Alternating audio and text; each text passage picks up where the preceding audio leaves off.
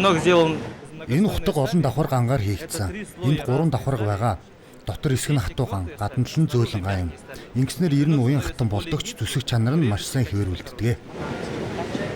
Зэвсгийн дархан өөрийн бүтээлээ танилцуулж байна. Харин зочид эдгээр өвөрмөц бүтээл хэрхэн бүтдэг талаар сонирхон сонсож байлаа. Үзэсгэлэнт нийт Алс орнуудын 11 бүс нутгийн үйлдвэрлэгчид бүтээгдэхүүнээ дэлгэн үзүүлжээ. Энд арьсан идэл, керамик, оёл чимэглэл болон бусад олон төрлийн бүтээлийг үзэх боломжтой. Энэ бол Чукот үндэстний уламжлалт бөмбөг, дээд доод ертөнц болон их тайвныг бэлэгддэг. Харин гол хэсэг нь бидний амьдарч байгаа дэлхийг илэрхийлдэг. Мөн бид Уэлэний яс сэлбэрийн урлагийнхаа бүтээлийг авчирсан. Бид энэ урлаг уламжлалаа үеэс үед өвлүүлэн дамжуулж ирсэн. Өнөөдөр хүүхдүүд ч яс сэлбэр, сэлэн, зураглах урлагт суралцж байна. Өнгөт элсээр бүтээсэн мандал зочдын анхаарлыг татжээ. Байгаль нуурын элсээр маш нарийн хээ угалз урлан бүтээж байв. Мөн зочдод энэ урлагийг өөрсдөө туршиж үзэх боломж олгосон байна.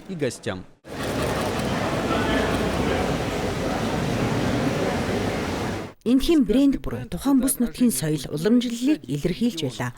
Танхимын төвд Алс орнуудын бүтээлч эрч хүч, креатив эдийн засгийн бэлэгдэл болсон зоригтой Доржиевийн бүтээл тавигджээ. Энд төв визуал хэсгийг зоригтой Доржиевийн Важраг панк хэв маягийн дүрс бичлэг бүрдүүлж байгаа. Важра гэдэг нь хүч чадал, сүр хүчний бэлэгдэл. Харин панк бол шинэ орчин үеийн зүйл. Ингээд бид бред урчуудын уламжлал үе соёлыг орчин үеийн өнгө аястай хослуулж байна. Үзэсгэлэн зөвхөн сонирхон үзэгдүүдийн биш, мөн арт маркет хэлбэрээр ажиллаж байна. Таалагдсан бүтээлээ худалдан авахч боломжтой.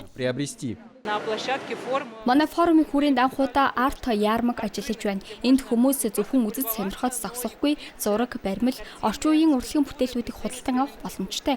Тиймээс энэ бол манай өнөөдрийн орон зайд хамгийн үнцэнтэй хэсгүүдийн нэг гэж бодож байна.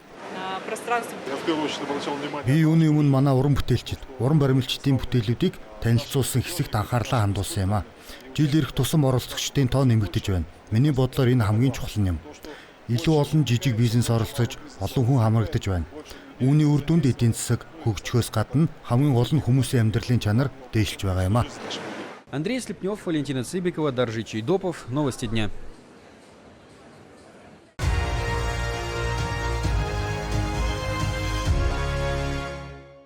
Бурят улсыг илүү танигдсан бүс нутаг болгох. Энэ бол бүгд найрамдах улсын удирдлагын зорилтуудын нэг юм а. Өөрсдийгөө таниулж бүс нутагтаа хөрөнгө татах хамгийн тод аргуудын нэг нь кино урлаг болжээ. Нутаг дэвсгэрийн танигдах байдал нэмэгдэж, Бурятад хандах сонирхол, итгэл өснө. Энэ бол нэг талаас жуулчдыг, нөгөө талаас хөрөнгө оруулагчдыг татдаг цогц хүчин зүйл юм. Жуулчид сонирхоод ирдэг. Хөрөнгө оруулагчид энд ямар нэгэн зүйл өрнөж байгааг сонсдог юм. Ингэснээр бүс нутагт итгэх итгэл бий болдгоо. Кино үйлдвэрлэл хөгжил нь орон нутгийн иргэдэд дуртай зүйлээр мөнгө олох боломж олгож байна. Ийм форум зөвхөн кино уран бүтээлчдэд төдийгүй Бурятийн бүтээлч салбарын бүх хүмүүст маш чухал юм. Энэ хүрээг тэлж Бурятийн бүх иргэн өөрийн уран бүтээлээр орлого олох боломжтой гэдгийг ойлгох хэрэгтэй. Харин Бурят кино урлагийг хэрхэн хөгжүүлж бодит үр дүнд хүргэх вэ гэдэг өөр асуудал. Алексей Цидинов энэ асуултаар кино урлагийн нэр хүндтэй мастеруудтай санал солилцлоо. Бурят кинонууд өргөн дэлгэцийн том түрээсэнд гарах тухай ярих нь одоохондоо ихт. Гэхдээ энэ бол хэвийн зүйл. Харин өөрийн үзэгчдийг Бурятаа бүрдүүлэх бүрэн боломжтой. Үндэсний кино урлаг сонирхолтой шүү дээ. Би Бурятын уламжлалд тулгуурласан Бурят киноны шүтэн бишрэгч юм. Тиймээс энэ кино урлаг өөрийн үзэгчтэй гэдэгт би итгэлтэй байна. Орон нутгийн найруулагчид, продюсеруудын хэлж байгаагаар төслийн санаа хангалттай бий. Гагцгүй нөхцөл боломж хэрэгтэй. Мэргэжилтнүүд нь өөр газар руу явчихдаг. Тоногдох өрөмж, санхүүжилт хүндрэлцдэггүй. Төрийн дэмжлэг авахч үргэлж амар байдаггүй үед чанартай кино хийхэд хүндрэлтэй байдаг ажээ. Өөрсдийн хэрэгцээг дээлттэй хэлэх нь маш чухал юм. Манай Бурят үнэхээр үзэсгэлэнтэй нутаг. Гэхдээ бүтээлч үйлдвэрлэл хөгжүүлэхийн тулд их ажил хийх шаардлагатай. Хамгийн гол нь бид хэрэгцээ шаардлагаа шууд илэрхийлэх боломжтой болж байна. Хамгийн гол нь хэрэгтэй зүйл нь бидэнд юу болж байгаа, ямар амжилт байгаа, цаашдаа юунд хүрэх шаардлагатай байгааг ярьж хэлж чадсан явдал байлаа. Магадгүй хамгийн гол нь бид энэ мэдээллийг хүргэж чадсан явдал юм болов уу? Бүгд Дарамт улсын тэргүүн хэлэхдээ хүсэлт, санал бүрийг сонссон бөгөөд тодорхой шийдвэр гаргахын тулд судалж үзнэ гэдгээ онцоллоо.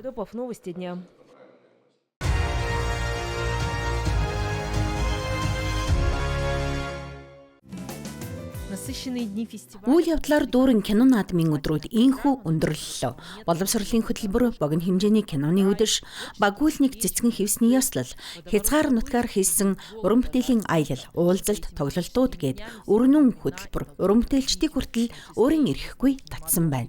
Гэхдээ энэ бүхний цаана орон нутгийн кино урлагийг хөгжүүлэх хүсэл, шинэ үеийг дэмжих бодит зорилго байлаа.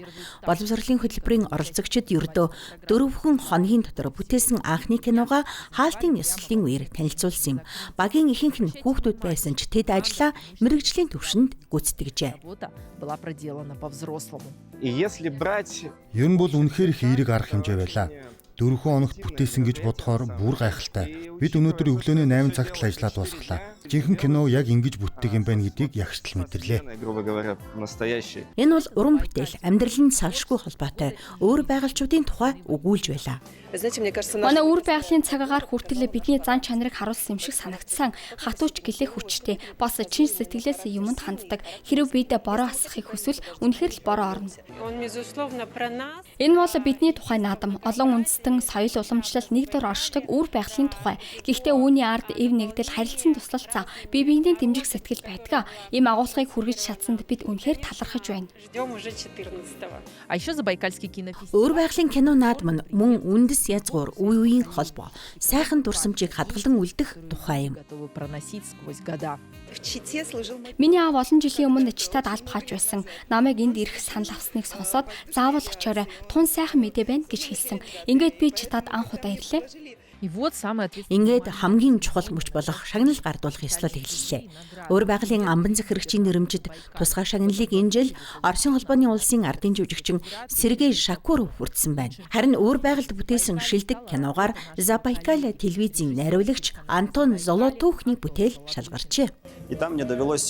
Би тэнд манай цэргийн алба хаагчдын сэтгэлийн хүчийг өөрийн нүдээр харсан юм. Камертай явж байсан болохоор тэр бүхнийг дүрсжүүлж чадсан. Өөр байгалийн кино наадмын онцлог нь энд туршлагатай уран бүтээлч төдийгүй кино урлагт хөл дөнгөж тавьж байгаа шинэ хүмүүс ч шагнал хүртэх боломжтой байдагт оршино. Богино хэмжээний кино, шинэ үнцэг зэрэг уралдаанууд, шинэ уран бүтээлчдэд зориулагдсан аж. Шүүгчид бүтээлүүдийг мэрэгжлийн шалгуураар үнэлдэгч, үзэгчид зүрх сэтгэлээрээ сонголтоо хийдэг. Үзэгчдийн нэрэмжит шагналыг Анна Соловьева Карповичийн Дранике кино хүртжээ. Урлагийг энд онцгой хүндэлдэг гэдгийн тод жишээ нь энэ удаагийн 13 дахь кино наадам байлаа. Мөн Удканизис зэрэг томоохон компаниудын дэмжлэг нь өөр байгалийн кино урлагт бат бөх түшиг болж байна. Манай компани зөвхөн эдийн засагт бус соёлд ч хөрөнгө оруулах хэрэгтэй гэж үздэг юм. Энэ бол өөр байгалийн иргэд болон энэ нутагт ажиллаж буй хүмүүстэй илэрхийлж буй талархал. Бүгдд нь баярлалаа. Дараагийн кино наадам дээр уулзцгаая. 13 дахь кино наадмын шилдэгүүд тодорлоо. Шилдэг зохиолын шагналыг Унгарын найруулагч Ildiko Iniedi чимээгүй найз киногоор хүртлээ. Америк, Британийн хамтарсан Библ шонхор киноны дүрээр Claire Foy шилдэг эмэгтэй жүжигчнэр шалгарсан байна. Шилдэг эрэгтэй жүжигчин төрөлд Сингапурын жүжигчин Lim Kai Thom болон Никита Ефремов нар хамтдаа ялалт байгуулжээ. Харин Вьетнамын найруулагч Леон Лигийн Хөршүүдийн ганц кино 2 шагнал хүртэж 13 дахь удаагийн өөр байгалийн олон улсын кино наадмын гол ялагчаар тодорсон байна. Основного конкурса 13-го Забайкальского международного кинофестиваля.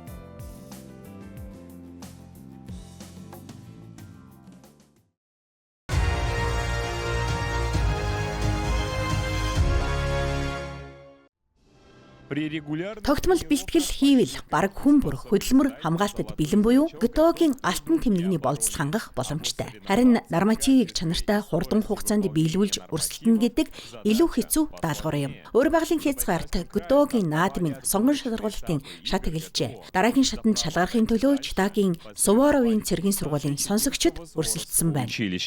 Биеийн бэлтгэл хууль хүчний байгууллагад тун хэрэгтэй. Учир нь гэмт хэрэг байсаар л байна. Тиймээс гэмт хэрэгтэй үр дүнтэй тэмцэхэд энэ хамгийн чухал зүйлсийн нэг юм аа.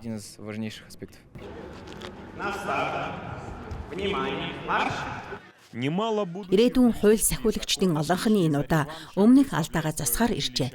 Дараагийн шатанд сургуулаа төлөөлөн оролцсон гэдэг сонсогч бүрийн хувьд нэр төрийн хэрэг аж. Би өнгөрсөн жил чинь тэмцээнд оролцсон. Шагналт байрт ороход маш бага зүйл дутсан. Энэ жил заавал байр эзэлж дараагийн шатанд оролцохыг хүсэж байна. Бартад гүйлт, суурин бариллаас уртын харайлт, сунаалт, хэвлийн дасгал, гантел өргөх зэрэг олон төрлийн сорил багтжээ. Даалгавраа хурдан дуусгах тусам илүү оноо авна. Харин шүүгчид гүйцэтгэлийн техникийг анхааралтай хянаж, алдаа гаргавал торгуулийн секунд нэмж тооцдог байна. Хамгийн хүчтэй оролцогчид финалд өрсөлдөнө. Финал 6 дугаар сарын 10, 11, 12-нд болно. 14-өөс 17 насны сурагчид шигшээ баг болон насан туршидтын шигшээ багийг бүрдүүлнэ. Харин 9-р сард ялагчид Галс орнуудын холбооны тойргийн цомын тэмцээнд оролцохоор Владивосток хотыг зорих юм а.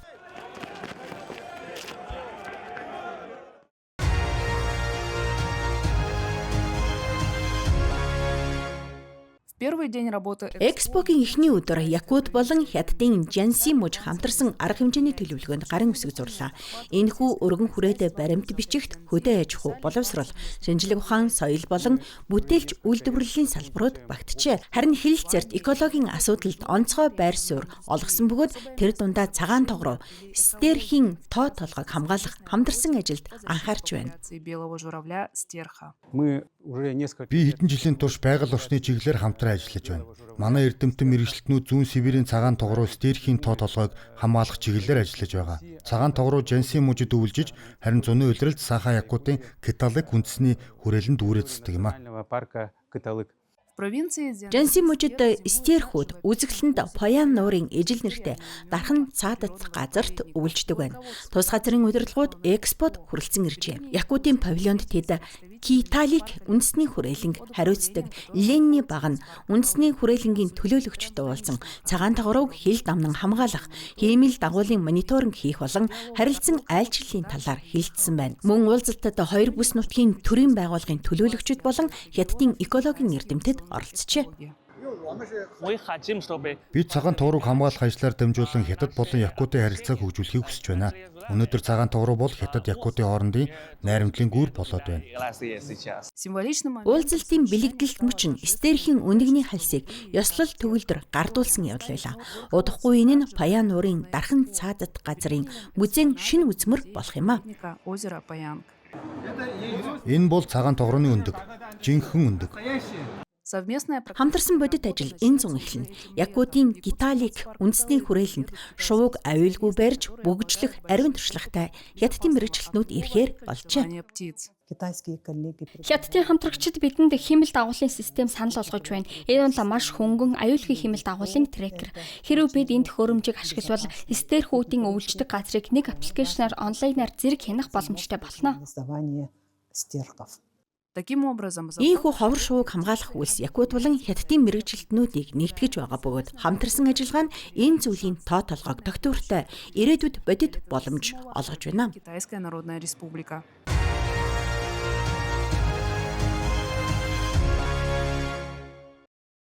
Захиалга аппликейшнаар Харин хүргэлт агаараар Хятадын технологийн төвүүдийн нэг болох Шэнжэн хотод дронууд орон сууцны хороолол болон офисын бүсүүд рүү хоол, бараа бүтээгдэхүүн хүргэх арилжааны нислэгүүдийг аль хэдийн гүйцэтгээд эхэлжээ. Бид энгийн аппликейшнаар захиалга өгч байна. Зоогийн газраас сонгоод төлбөрөө баталгаажуулна. Одоо бүх зүйл өөр нь. Захиалгыг хүргэлтийн ажилтнанд өгөхгүй, дороонд ачиж байна. Одоо тэр аль хэдийн замдаа гарчээ. Платформын мэдээллээр хүргэлт ойролцоогоор 15 минут үргэлжилнэ. Энэ чиглэлийн тэргүүлэгчдийн нэг бол бараа хүргэлт хотын логистикоор мэргэшсэн Хятадын захин платформ Meituan юм. Тус компани нисгэгчгүй агаарын тээвэр зориулан автоматжуулсан станцуудын сүлжээг байгуулжээ. Ингээд дорон хүргэлтийн цэгт төхөж байна. Миний захиалга энэ. Вот он наш заветный пакет. Инээрээ энэ хайрцаг нь олон удаа ашиглах боломжтой. Нуглаад дараагийн захиалгын саунд хийх ёстой. Для следующего заказа.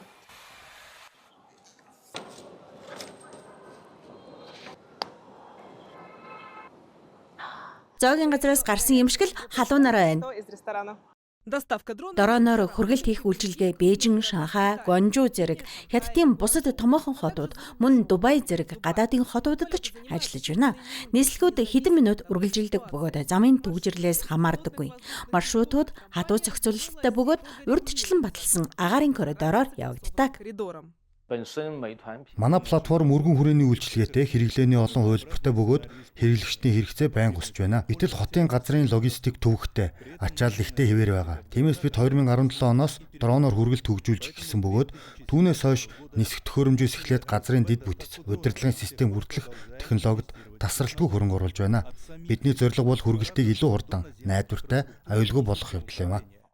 Туршилтын горимд энэ төрлийн хүргэлтийн үн энгийн хүргэлттэй ойролцоо байгаа бөгөөд нэмэлт зардлыг одоогоор компани өөрөө хариуцаж байна. Ачаалал ихтэй үед систем өдөрт хэдэн мянган нислэг гүйцэтгэдэг. Өмнөд Хятадын 11 хот мөн Синган, Аомен захиргааны онцгой бүсүүдийг нэгтгэдэг их булангийн бүс өнөөдөр ийм технологи хөгжүүлэх гол төвүүдийн нэг болжээ. Энд улсын хамгийн том инновацийн компаниуд, судалгааны төвүүд, өндөр технологийн үйлдвэрүүд төлөрсөн байна. Страны.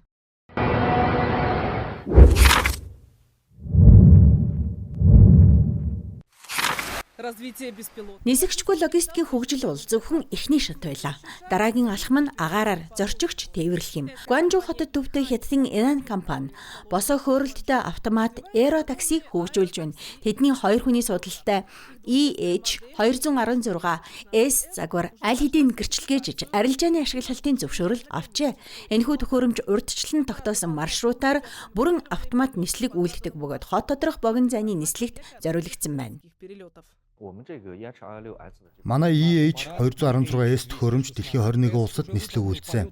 Үүнээс 20 нь Хятадаас гаднах орнууд бөгөөд тэнд үндэсний агаарын тээврийн зохицуулагчдаас нислэгийн зөвшөөрөл авсан байна. Өнөөдрийн байдлаар энэ загвар нийтдээ 85,000 гаруй аюулгүй нислэг гүйцэтгсэн. Бид Хятадд 40 гаруй ажиллагааны төв болон хотын агаарын хөдөлгөөнд байдлын талбай байгуулсан.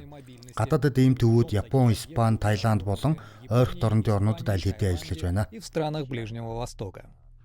Энэ зэрэгцээ компани 200 км-ээс дээш зайд нисэх боломжтой хот хоорондын төхөөрөмжүүдийг бас хөгжүүлж байна.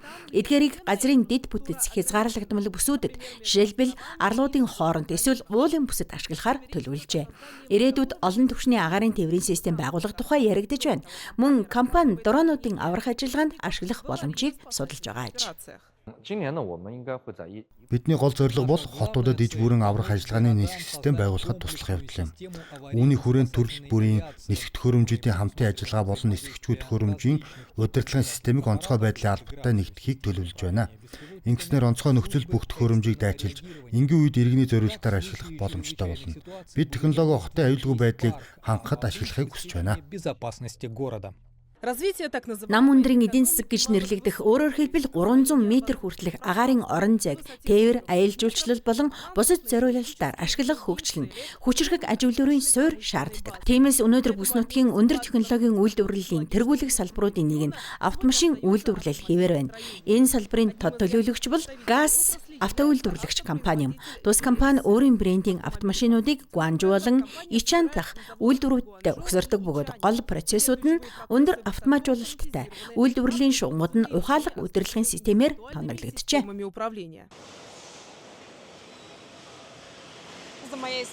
Миний хард үйлдвэрлэлийн эцсийн шат угсралтын шугам байна. Хэдхэн минут тутамд конвейероос бэлэн автомашин гарч ирнэ. Гагнуураас эхлээд чанарын хяналт хүртэлх олон үйлдэлийг роботууд гүйцэтгэдэг. Яг энэ өндөр хурд автоматжуулалтын түвшин нь Хятадд дэлхийн зах зээл дээр өрсөлдөх чадвараа хадгалах боломж олгож байгаамаа. Компани экспортын газар зүүн тусгай улсын хамтын төхөөрлийн орнуудыг багтаасан 5 гол бүс нутгийг хамаардаг. Орос улс жилд ойролцоогоор 20 мянган автомашин борлуулагддаг хамгийн том гадаад зах зээлүүдийн нэг хэвээр байна. Бид тусгаар улсын хамтын нөхөрлөлийн бүс нутгийг хамгийн чухал зах зээлүүдийн нэг гэж үздэг. Бид шинэ дасан зохицуулсан цахилгаан автомашин, илүү урт зай туулах боломжтой гибрид загварууд, мөн дотоод шаталтын хөдөлгүүртэй автомашинууд үйлдвэрлэхээр төлөвлөж байна. Мөн үйлчлэгээний чанараа сайжруулж орон нутгийн хэрэглэгчдийн хэрэгцээнд тохирсон шийдлүүдийг илүү ихээр санал болгоно.